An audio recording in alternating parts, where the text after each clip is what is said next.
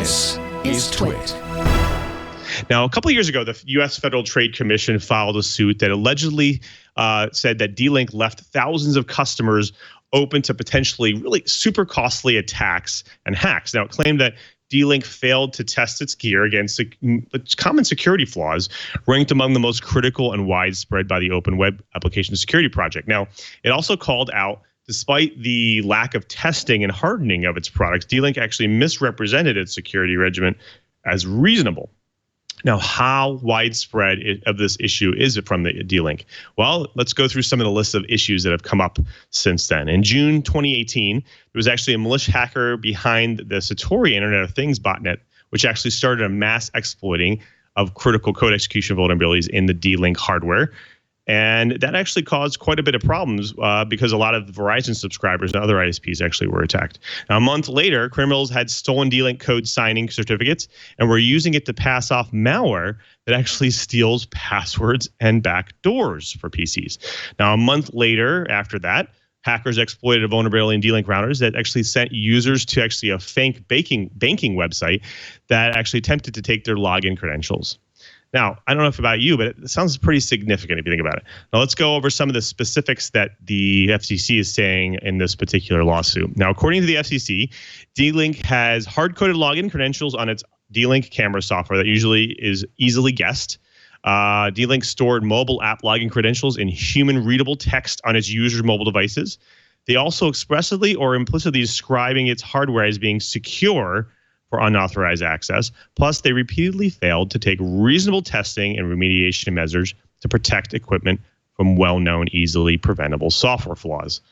Now, you fast forward 2 years until now, and there finally is a settlement. That's right, D-Link settled, and it's requiring that D-Link actually implement a bunch of a security program to ensure that it has better security on its devices. Now, the program requires, quote, implementing security planning, threat modeling, and testing for vulnerabilities before products release, ongoing monitoring to address security flaws and automatic firmware updates, as well as accepting vulnerability reports from security researchers.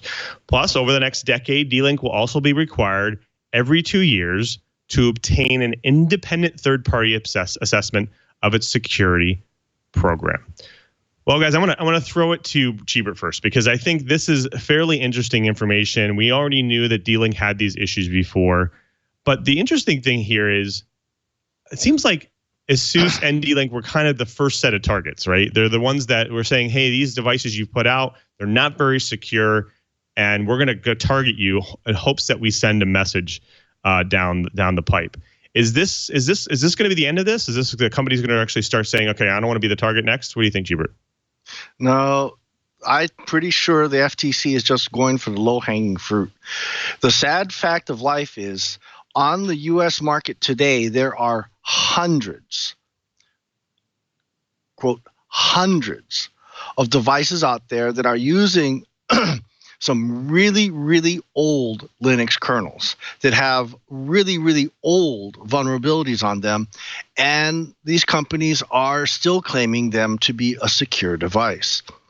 California is definitely doing a bunch of things. They're actually starting to look at having a kind of a label that is for security devices on how well it will protect you.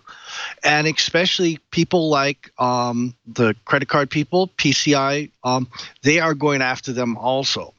So if you are a provider of, quote, security equipment, this should be a wake-up call. Penetration testing, malware testing, just plain old common sense isn't that hard to do. And if you're not willing to invest, I think the FTC is going to make you invest. So watch out. Time to wake up, people. Now, I want to throw this to Kurt, because Kurt, we've seen this in different parts of the industry where there's been a bunch of standards and principles kind of created for that part of the industry and different devices that are in them. Is this time that we have these for IoT and other devices as well? Is this going to help kind of push companies forward? Well, I think it is going to push companies forward, but I'm going to play just a touch of the devil's advocate here, because let no one misunderstand. I think that all of the changes D-Link is going to be making are good, positive changes. I mean, you should be able to change the username and password. You should be monitoring. You should be stress testing. You should be QA testing devices before they go out.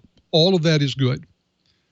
But from their point of view, let's remember that these are, in fact, consumer devices. And when we're talking about consumer devices, we're talking about going to a market that not so many years ago featured people who would take a piece of tape and put it over the display of their VCR because they couldn't figure out how to make the time stop blinking 12 o'clock forever. So if that's the level of technical sophistication you're dealing with, you can understand why a manufacturer might not initially leap to make things configurable and changeable. Just set it up, let it go out, and assume that no one really cares about Joe and Jane Average's IP camera feed. Problem, of course, is that we found out that people do, in fact, care about Joe and Jane Average's camera feed. And more than that, they care about the processing power that lives in their IP camera. So I think what we're going to have here is a necessary uptick in the level of sophistication of not only D-Link's devices, but a lot of other manufacturer devices. And we're going to have an awful lot of devices deployed in the field that never, ever change off the default username and password. I think you're right. I think the majority of the population today, I think Leo had told a funny story, I think last week on his radio show about a woman who called in and she says, I don't have internet anymore. And she said, well, what internet do you connect to? And she says, Linksys.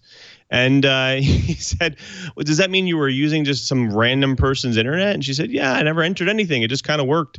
And just goes to show you, people buy these devices, they leave the no passwords on the Wi-Fi, and they get them hooked up to the internet. And I think that that's kind of a bad thing, especially for companies who, it should probably have security out of the box. Now, granted, it means that the user experience does become more difficult. And I've seen a trend of making things more secure by using special, unique user experiences to make it easier. Now, I want to throw this to Chee, because Chee, you've been using IoT devices for a while. You've seen kind of how bad the security has been in them.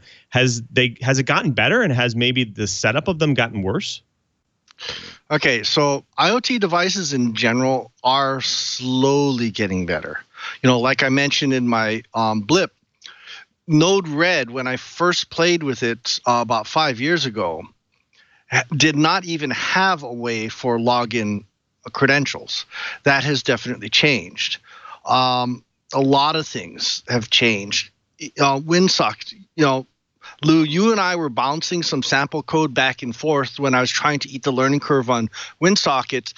And one of the things that you and I both noticed very quickly is a lot of the so-called Node-RED WinSocket servers and so forth, the security was almost non-existent. That's right. Yep. But as I was going through all the notes on GitHub, on their websites, user forums and things like that, the general public that are playing with IoT are pushing back and saying, hey, this isn't acceptable. If I'm going to be paying for, say, a dynamic DNS device so that I can go and upload my power data, that I've tinkered with, I would really like to have a little bit more security.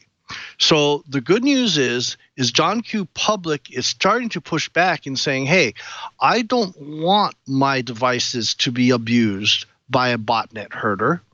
I would much rather have them be a little more secure, and I want to learn for it.